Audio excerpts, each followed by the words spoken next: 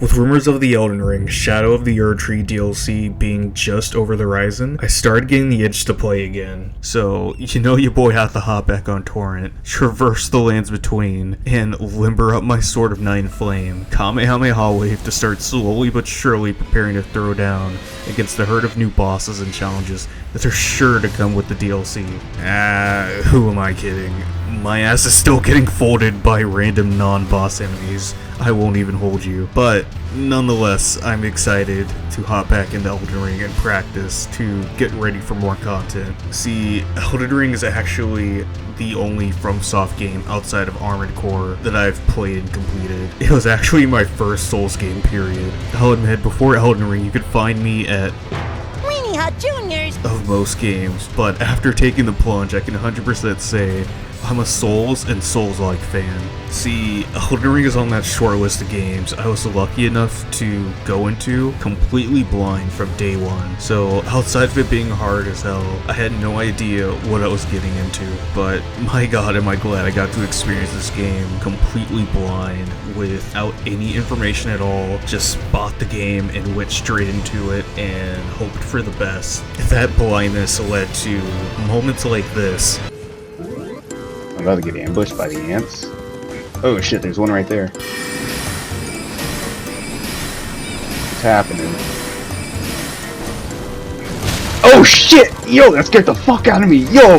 Oh no! Get back on torrent!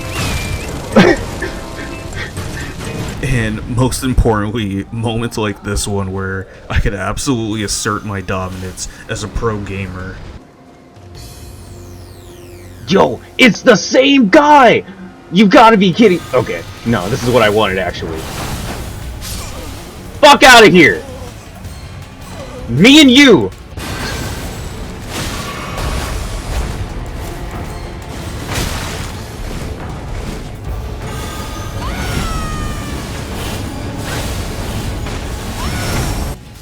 Bitch!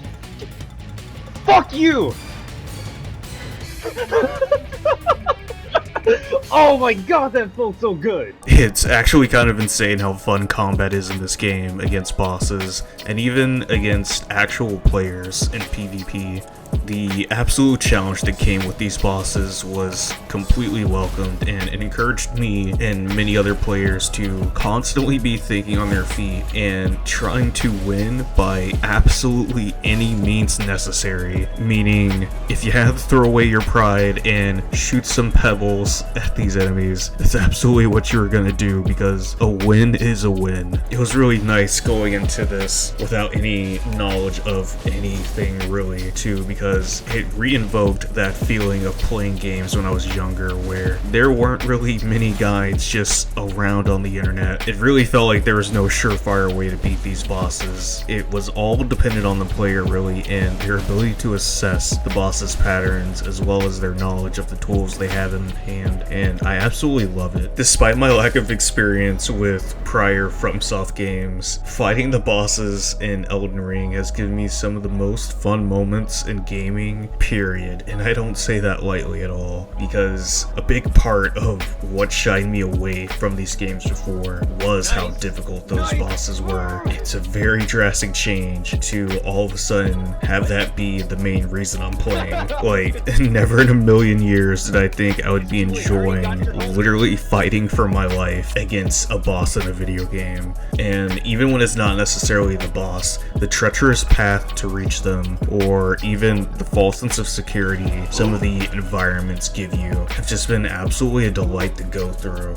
After playing again for a bit, I started to wonder what I really wanted from the DLC. I came up with about 4 different things, and I'm sure FromSoft already has some of these things as their main focus anyways, but I really want to see what they have in store for returning players, specifically in terms of proper scaling to the system, retroactively making sure high-level players aren't just melting the opposition, but also new, unimaginably challenging exploration, a broad enemy variety, and this last one's very specific, but a proper player-dependent response from bosses to the cheesier methods of overcoming the hardships in this game. Starting with that first thing I mentioned though, I don't know about y'all, but last I played Elden Ring, I'm in the 200 plus range of levels, and most enemies can barely touch me. From peers, I've heard the level scaling can get a bit wonky in past FromSoft games, so I'm kind of hoping they implement a proper scaling in terms of not just enemy combat aptitude and health, but also maybe their AI and ability to respond to certain player strategies, so that fighting and exploration is still challenging, whether that be for people still on their first runs or those who have taken the plunge in the new game plus a multitude of times at this point. This can even be supplemented by new unpredictable biomes with more difficult traversal, and no, I'm not talking about another poison swamp or something. I'm saying add like an area maybe where the friction is different or something, making it easier for both of you and the enemy to go sliding off an already sketchy looking platforming area, or maybe areas with random modifiers to combat where, say, oh, this location has boosted spells across the board because the land is rich with magic or influenced by magic fields, so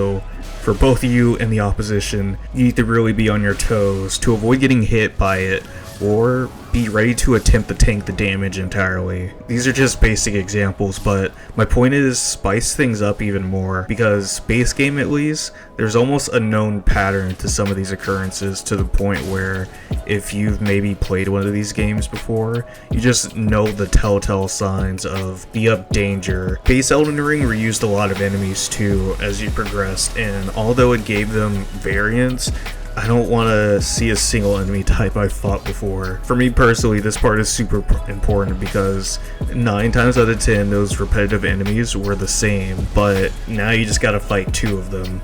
And I don't find that nearly as fun or interesting, really. The ShadowOfTheErdtree DLC has the opportunity to let us see a multitude of new types of enemies, as well as new difficult environments that complement them, with varying abundances of both free-roaming enemies, mini-bosses within the field, and main ones. On top of that, I especially want to see a proper response from enemies, specifically to the more cheesier methods people use to encourage switching up your build more often. Because I don't know about y'all, but once I found a playstyle I liked, I stuck to it, with only slight variations here and there.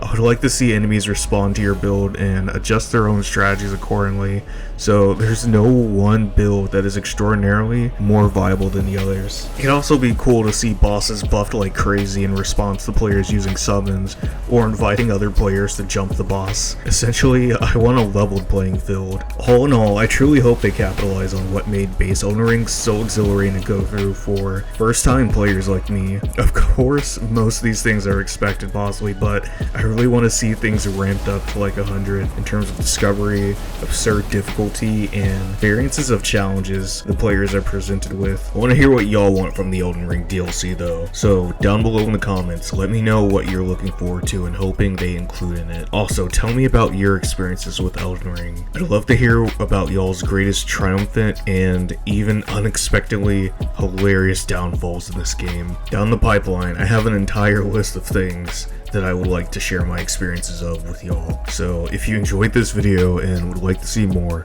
let me know by leaving a like and subscribing for more content in the future. Until next time, ye tarnished.